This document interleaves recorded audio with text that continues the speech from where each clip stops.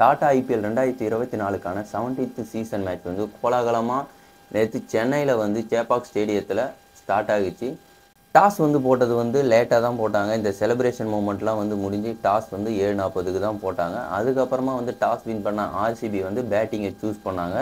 அதுக்கப்புறம் மேட்சை வின் பண்ணாங்களா இல்லையான்றது தான் நம்ம இந்த வீடியோவில் வந்து பார்க்க போகிறோம். அதோட ரிவ்யூவை தான் பார்க்க போகிறோம். வாங்க வீடியோக்குள்ளே போகலாம்.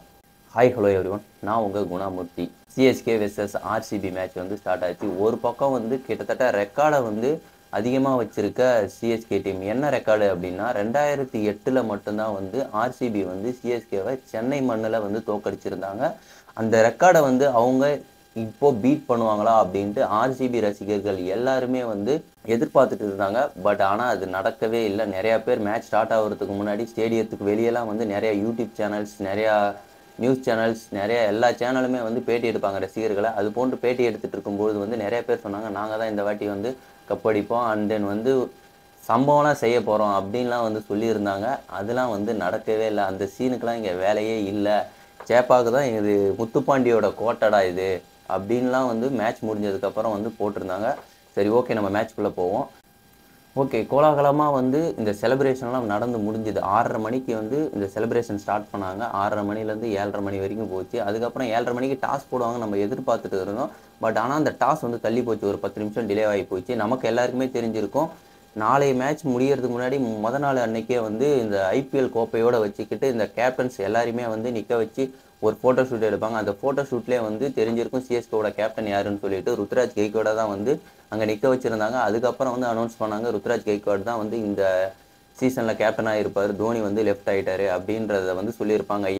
சிஎஸ்கேவோட வருங்கால நலனை கருதி ஒரு லாங் டேர்ம் கேப்டன் வந்து சிஎஸ்கே டீமுக்கு வேணும். தலை தோனி எப்படி 2008 கேப்டனாக இருக்காரோ அதே போல் வந்து சிஎஸ்கேக்கு வந்து ஒரு லாங் டேர்ம் கேப்டன் இருக்கணும் அப்படின்றதுக்காக ருத்ராஜ் கெய்க்வாடை தேர்வு பண்ணாங்க. நிறையா மூத்த பிளேயர்கள்லாம் இருக்காங்க. பட் இருந்தாலுமே அவங்களுக்கு வயசெல்லாம் கொஞ்சம் அதிகமாக இருக்குது அப்படின்ற ஒரு காரணத்துக்காகவும் அந்த இவருக்கு ருத்ராஜ் கெய்க்வாடுக்கு வயசு கம்மியாக இருக்குது அப்படின்ற ரீசனாலையும் வந்து ருத்ராஜ் கெய்க்வாடை வந்து கேப்டனாகவே நியமித்தாங்க. சரி, டாஸ் போட இந்த வருஷம் தலை தோனி தான் வரலன்னு ரொம்ப ரசிகர்கள்லாம் அப்செட்டாக தான், சரி பேட்டிங்காவது பிடிக்க வருவாரா அப்படின்னு எதிர்பார்த்துட்டு இருந்தாங்க. பட் அதை அப்புறம் சொல்கிறேன். அண்ட் தென் டாஸ் போட வந்தாங்க. ருத்ராஜ் கெய்க்வாடும் ஃபாப் டிவிலியர்ஸும். ருத்ராஜ் கெய்க்வாட் வந்து டாஸை வந்து ஸ்விங் பண்ணார்.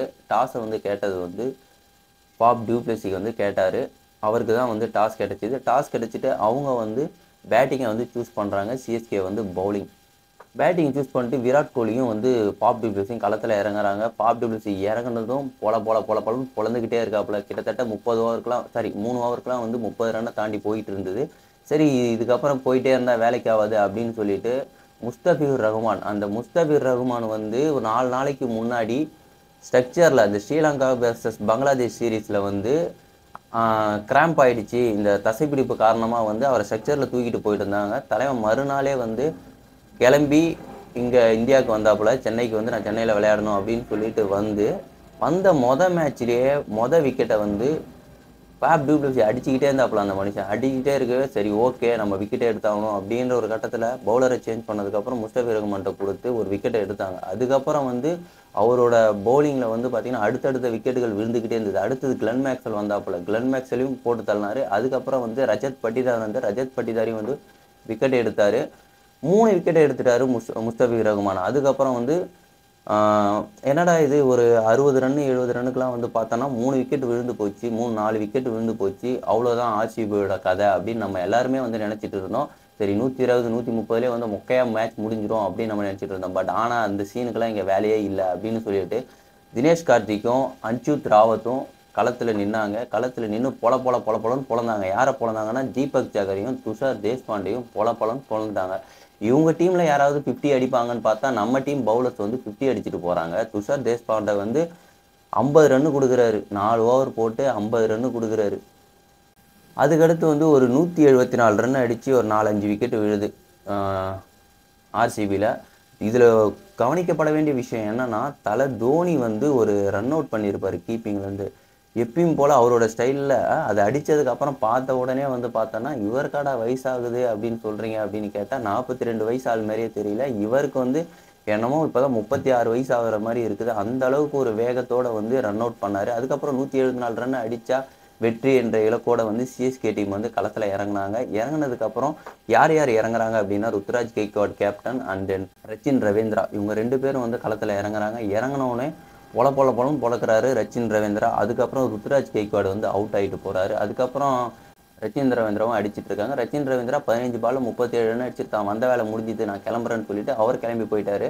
இவர் இறங்குறாரு ரஹானேக்கு அப்புறம் வந்து டேர்லி மிச்சல்.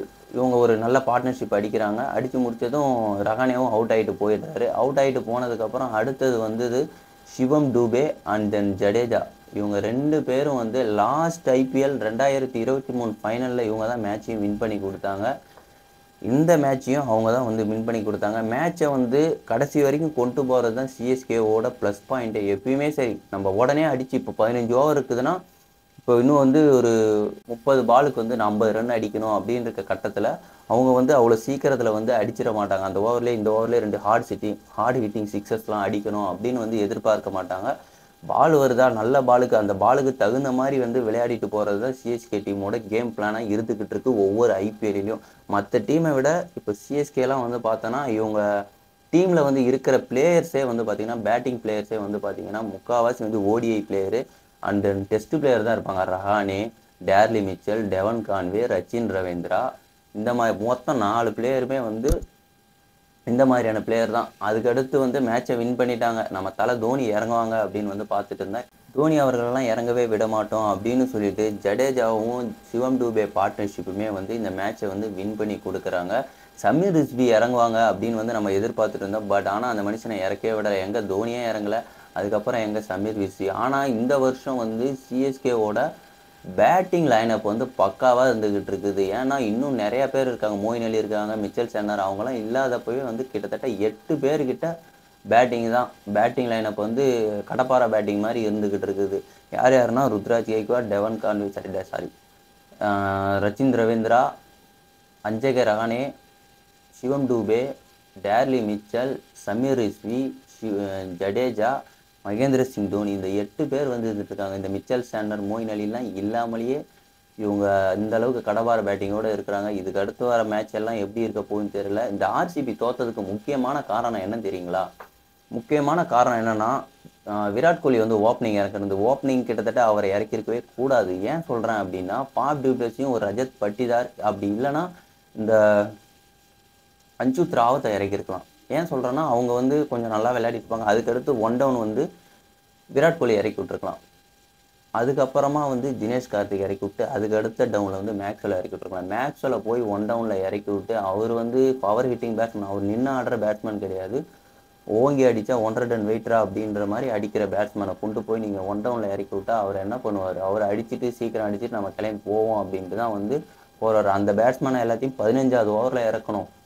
அந்த தப்பை அவங்க பண்ணிட்டாங்க. பட் ஆனால் தினேஷ் கார்த்திக்கிட்டேருந்து நான் இது எதிர்பார்க்கவே இல்லை சுத்தமாக. இந்த அளவுக்கு வந்து ரன் அடிப்பார் அப்படின்னு சொல்லிட்டு. ஆனால் நல்லா ரன் அடித்தாப்புல. சரி ஓகே, ஆர்சிபிக்கு வந்து இந்த வருஷம் வந்து தோல்வி, மேட்சே வந்து தோல்வியாக இருக்குது. அவங்களுக்கு இது புதுசில் பழகினது தான். பட் இதுவே வந்து எல்லா ஐபிஎல்லும் தொடருமா அப்படின்னு கேட்டால் கண்டிப்பாக வந்து தொடராது. ஏதோ ஒரு மேட்ச்சில் ஏதோ ஒரு சீசனில் அவங்க கோப்பையை வின் பண்ணுவாங்க. அது இதுவாக கூட இருக்கலாம், யாருக்கு தெரியும். அவங்கக்கிட்ட பவுலர்ஸ் யார் வந்து அந்தளவுக்கும் பெர்ஃபார்ம் பண்ணல. பெஸ்ட்டாக போட்டதுன்னு பார்த்தா கேமரன் கிரீன் தான் வந்து பெஸ்ட்டாக வந்து ஓவர் போட்டார். And Siraj, Alzarri Joseph, Yash Dayal இவங்களாம் அந்தளவுக்கு வந்து பெருசாக சோபிக்கலன்னு தான் சொல்லலாம். ரேஸ் டாப்லி கொண்டு வந்திருக்கலாம் அப்படின்ற மாதிரி எனக்கு தோணுச்சு. அண்ட் வில் ஜாக்ஸ் ஏன் உட்கார வச்சாங்க அப்படின்னு தெரியல. நல்ல ஆல்ரவுண்டர் அவரை கொண்டு வந்திருக்கலாம் அப்படின்ற மாதிரி தோணுச்சு. பட் நிறையா வந்து அவங்க சிஎஸ்கே கிட்டேருந்து லேர்ன் பண்ணிக்கிட்டால் மட்டும்தான் வந்து சிஎஸ்கே கிட்டேருந்து ஆர்சிபி மட்டும் கிடையாது, மற்ற ஐபிஎல் டீமே வந்து லேர்ன் பண்ணிக்கணும். எப்படி விளையாடுறாங்க, எப்படி இவங்க பேட்ஸ்மேன்லாம் பிளேயர்ஸை சூஸ் பண்ணுறாங்கன்ற கொண்டு எல்லாத்தையும் லேர்ன் பண்ணாங்க அப்படின்னா அவங்களுக்கு ஐபிஎல் கப்பு வந்து அவங்களுக்காக காத்துக்கிட்டு இருக்கு அப்படின்னு தான் வந்து சொல்லணும். நீங்கள் இதை பற்றி என்ன நினைக்கிறீங்க அப்படின்றத கமெண்ட்டில் சொல்லுங்கள். நம்ம மீண்டும் வந்து இன்னொரு வீடியோவில் வந்து சந்திப்போம். பாய்.